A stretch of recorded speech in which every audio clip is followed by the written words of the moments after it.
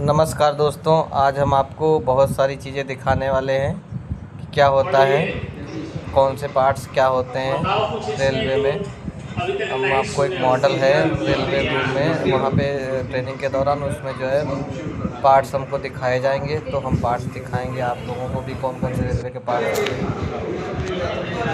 ये मॉडल रखा हुआ है हमारा, इसमें ये यहाँ पे इसमें दिखाई देता है, स्विचेस लगे हुए हैं। और भी पार्ट आप लोगों को दिखाएंगे। अभी और भी पार्ट्स दिखाने वाले हैं, देखिएगा, ठीक है। अंदर जाके आप लोगों को भी और भी पार्ट्स दिखाएंगे।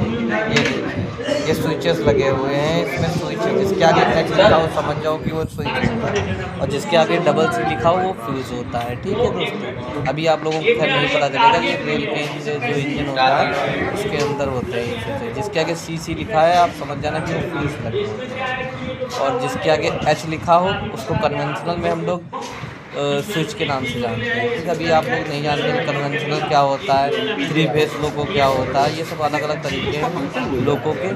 ये देखिए, ये आपकी ब्रेक होती है, इससे ब्रेक लगानी होती है, ठीक है दोस्तों। अब ये देखिए, हम लोग आपस में बातचीत कर रहे हैं, चर्चा कर रहे हैं, तो अभी इसमें ये देखिए, ये हमारी ब्रेक होती है, और ये है इसकी स्पीड देते हैं, स्टीयरिंग के जैसा आपको नज़र आ रहा है। पहले याद करो Q100 कहाँ काम करती है, स्पीड देने का काम। ये देखिए, जिसके आगे क्यू लिखा हुआ है ये सब रिले लगी हुई है। रिले आप लोग अभी नहीं जानोगे क्या होता है, ये सब रिले लगी होती है, रेल के अंदर लगी होती है, इंजन जो होता है उसके अंदर लगी होती है, ठीक है दोस्तों। रिले, हर रिले का अपना एक अलग काम होता है। कोई फॉल्ट होता है तो रिले एनर्जाइज हो जाती है, डी एनर्जाइज हो जाती है, वैसे ही बात करता है। ये RS है, ये इमरजेंसी रिले, ठीक है।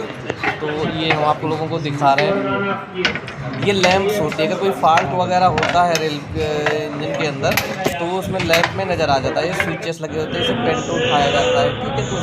अब हम आपको एक चीज़ बताने वाले थे। एक भाई हमसे क्वेश्चन करे थे कि हमें भी आगे चल के जो है लोको पायलट की तैयारी करनी है तो हमें क्या करना चाहिए।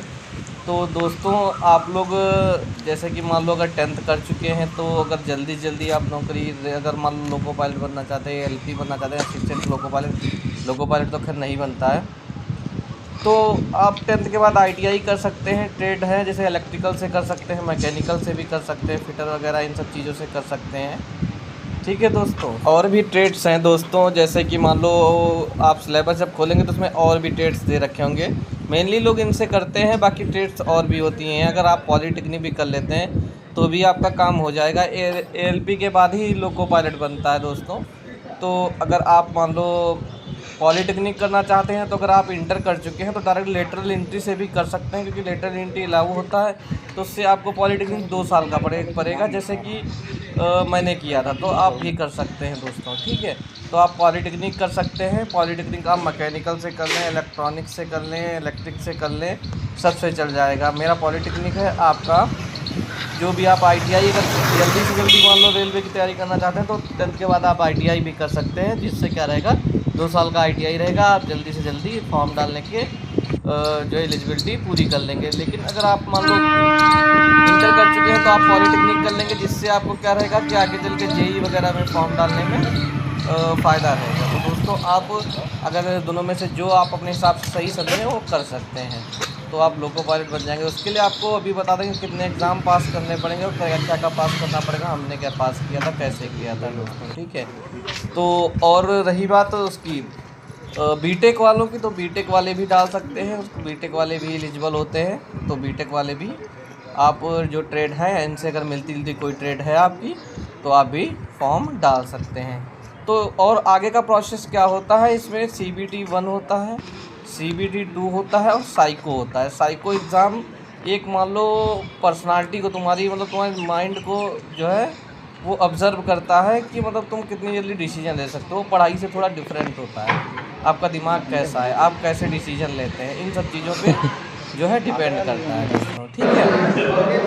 तो अब आप CBT 1 की तैयारी करना चाहते हैं तो CBT 1 पहले तैयार करें, ठीक है। उसके बाद आप CBT 2 में जैसे कि मान लो आपका बेसिक साइंस बहुत अहम होता है, उसको आप अलग से और आप जो ट्रेड चूज़ करेंगे वो ट्रेड जो आपकी रही हो वो आप चूज़ कर लेना। कोई भी आप ट्रेड उसमें से दिया गया होगा जो आपकी ITI में ट्रेड हो वो कर लीजिएगा, या पॉलिटेक्निक वाले उनके पास ऑप्शन आता है कि इतनी ट्रेड में से आप कोई भी ले सकते हैं। हमारी ट्रेड थी मैकेनिक डीजल, जिससे हमने पेपर क्वालिफाई किया था और हमारे 42 नंबर के करीब में डीजल मैकेनिक में आए थे। ठीक है दोस्तों, तो ट्रेड कुछ रहती है लोगों को, जैसे मान लो कि अगर पॉलिटेक्निक आप कर रखे हैं तो उसमें इलेक्ट्रॉनिक्स वाले होते हैं, उनके सामने कई ट्रेड आती हैं, और मैकेनिक वाले हैं, मैकेनिकल वाले उनके सामने भी कई ट्रेड आती हैं, और जो इलेक्ट्रीशियन वाले भी हैं उनके सामने ट्रेड्स आती हैं। तो उसमें से कोई आप चूज़ करते हैं, जो आपके ऑप्शन में आ जाए उनमें से कोई एक आप चूज़ कर लेना। हमने मैकेनिक डीजल चूज़ कर रखी थी दोस्तों। ठीक है, और CBT साइको एक डिफरेंट एग्ज़ाम होता है, इसके लिए आपको डिफरेंट प्लेटफॉर्म पे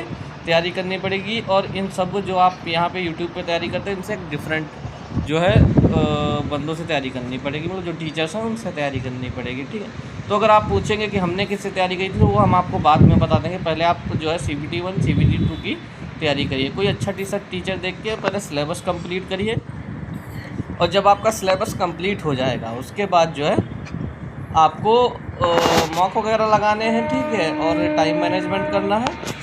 और CBT 1 के बाद CBT 2 की तैयारी कहाँ से करनी है, तो CBT 2 में आप सिलेबस कंप्लीट करेंगे। पहले CBT 1 और CBT 2 दोनों में सिलेबस कंप्लीट करके बाद में जितना प्रैक्टिस कर सकते हैं प्रैक्टिस कीजिए। अगर आप हमसे हमारे पर्सनल पूछना चाहेंगे कि हमने किस चैनल से तैयारी करी, उसका भी हम बता देंगे दोस्तों। ठीक है, तो अगर कोई व्यक्ति तैयारी करना चाहता है तो भाई ऐसे ऐसे आपको प्रोसेस फॉलो करना पड़ेगा। और भी अगर कोई क्वेश्चन आपको इससे मतलब जुड़ा हुआ है, या मतलब ALP से जुड़ा हुआ है, तो आप पूछ सकते हैं हमसे।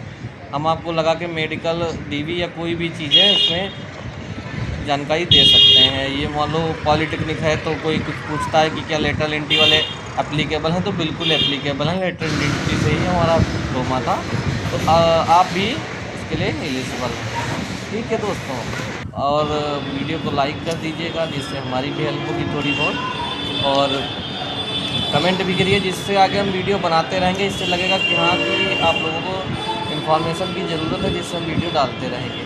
हालांकि बहुत ज़्यादा बिजी हूँ यार, इस समय टेस्ट वगैरह बहुत चलते हैं भाई, ट्रेनिंग में बहुत पढ़ना पड़ता है भाई। आगे आप लोग भी आएँगे तो ध्यान तो आप लोगों को करना पड़ेगा। धन्यवाद दोस्तों।